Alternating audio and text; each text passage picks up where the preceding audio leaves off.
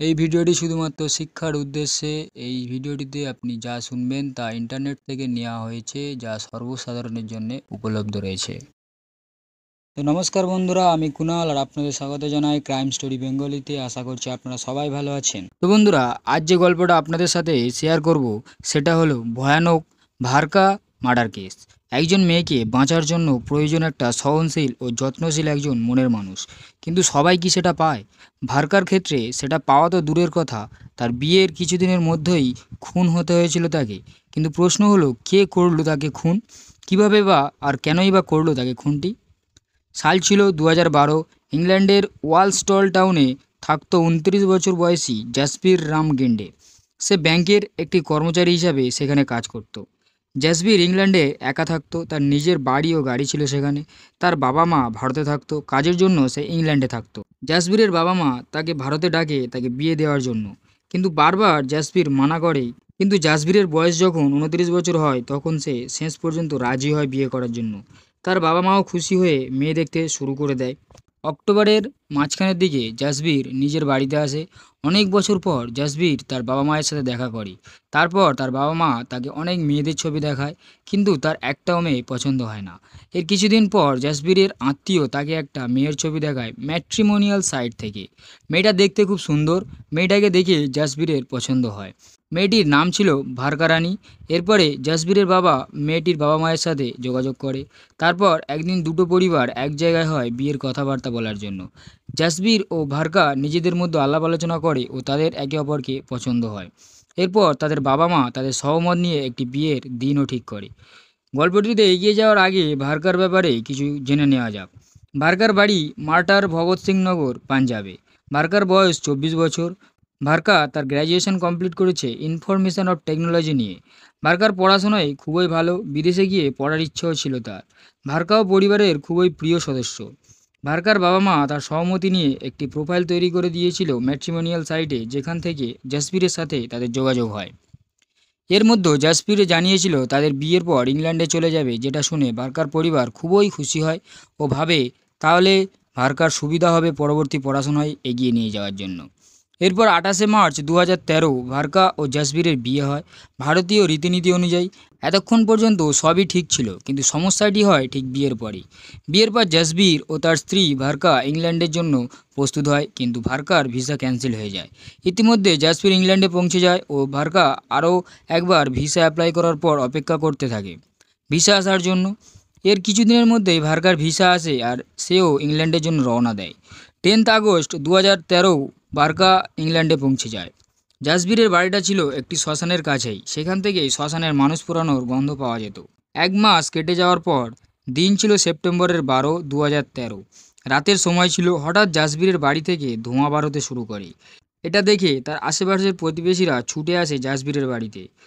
জাসবীর কোনো সাড়া দেয় না। অনেকক্ষণ বেল বাজানোর পর জাসবীর দরজা খোলে। প্রতিবেশীরা প্রশ্ন করে, এত রাতে তুমি কি জ্বালিয়েছো, এত ধোঁয়া বেরোচ্ছে কেন? সেদিন শ্মশানে কোনো মরাও পোড়ানো হয়নি। জাসবীরের বাড়িতে ধোঁয়া বেরোনোর সাথে সাথে দুর্গন্ধও বেরোচ্ছিল। জাসবীর জানায় তারা তাদের ঘরবাড়ি পরিষ্কার করছে ও সেই আবর্জনাগুলোকে জ্বালাচ্ছে, তাই এই ধোঁয়া উঠছে। এটা শুনে প্রতিবেশীরা চলে গেল। এর কিছুক্ষণ পর আবারও খুবই দুর্গন্ধ বেরোতে থাকে জাসবীরের বাড়ি থেকে। এরপরে আশেপাশে প্রতিবেশীদের থাকা প্রায় অসম্ভব হয়ে পড়েছিল। প্রতিবেশীদের একজন পুলিশকে খবর দেয়। এই বিষয়ে পুলিশ কিছুক্ষণের মধ্যেই জাসবীরের বাড়িতে আসে। আবার জাসবীর একই কথা বলে। পুলিশ বাড়ি সার্চ করে দেখে যে সেখানে একটা চুল্লি আছে যা থেকে ধোঁয়া বেরোচ্ছে। পুলিশ কিছু না পেয়ে আবারও চলে যায়। পরের দিন জাসবীর নিজেই পুলিশ স্টেশনে যায় আর গিয়ে একটা কমপ্লেন করে যে ভারকা তাকে ঠকিয়েছে।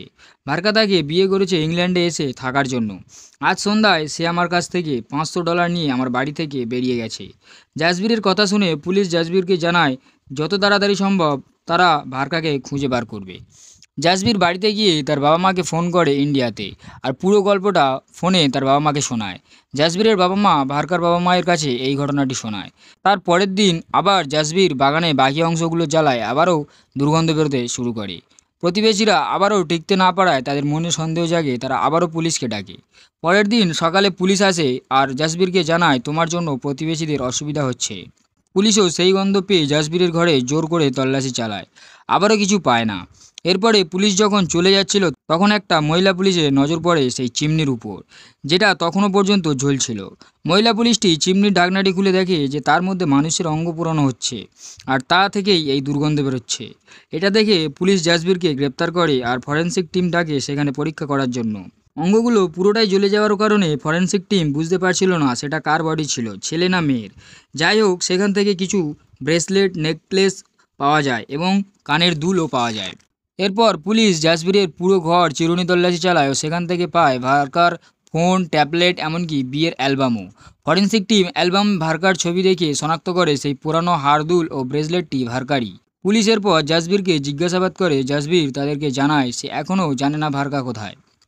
পুলিশ সমস্ত তথ্য প্রমাণের উপর ভিত্তি করে জাসবীরকে ভয় দেখায়। তখন জাসবীর একটা গল্প বলতে শুরু করে, কিভাবে তাদের বিয়ে হলো, কিভাবে কেন ভার্কা তাকে ছেড়ে চলে গেল, যেগুলো সে পুলিশকে অলরেডি জানিয়ে রেখেছিল।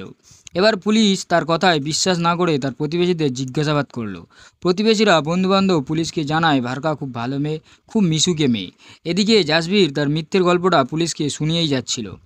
ওদিকে জাসবীরের বন্ধু পুলিশকে একটা আচমকা একটা ঘটনা বলে যে জাসবীর মেয়েদের থেকে পুরুষ বেশি পছন্দ করত। সব তথ্য প্রমাণ পাওয়ার পর পুলিশ জাসবীরকে আরও একটু বেশি চেপে ধরে। তখন জাসবীর আবারও একটা মিথ্যে গল্প বলতে শুরু করে। সেদিন সকালে তার আর ভার্কার মধ্যে একটু ঝামেলা হয়েছিল, তা থেকে মারপিটও হয়। সেই সময় আমার কাছে ছিল একটা ভ্যাকিউম ক্লিনার, যার পাইপ দিয়ে ভার্কার গায়ে মারার পর সে সেখানেই মারা যায়। আমি ভয় পেয়ে গেছিলাম, তাই ভার্কার অঙ্গগুলো কেটে চিমনির মধ্যে পেট্রোল দিয়ে পুড়িয়ে দিয়েছিলাম। এটা ছিল জাসবীরের গল্প, কিন্তু এটা পুরোটা সত্য নয়। পুলিশ সমস্ত তথ্য প্রমাণ যা কিছু পেয়েছিল ও বন্ধুবান্ধবদের কাছে জিজ্ঞাসাবাদ করে যা জেনেছিল তা হলো 12 বছর বয়সে জাসবীর জানতে পারে যে সে একজন সমকামী, মানে মেয়েদের থেকে ছেলেদের বেশি পছন্দ করে। জাসবীর তার বাবা মাকেও একথা বলেনি। জাসবীর গ্র্যাজুয়েশন কমপ্লিট করার পর ইংল্যান্ডে চলে যায় ও এক ব্যাংকে কাজ করতে শুরু করে। তার সাথে সাথে সে গে ক্লাবেরও সদস্য হয়। 2008 জাসবীর এক পুরুষের সাথে সম্পর্কেও জড়িয়েছিল। জাসবীর তার সবথেকে কাছের এক বন্ধুকে জানিয়েছিল যে সে ছিল একজন সমকামী।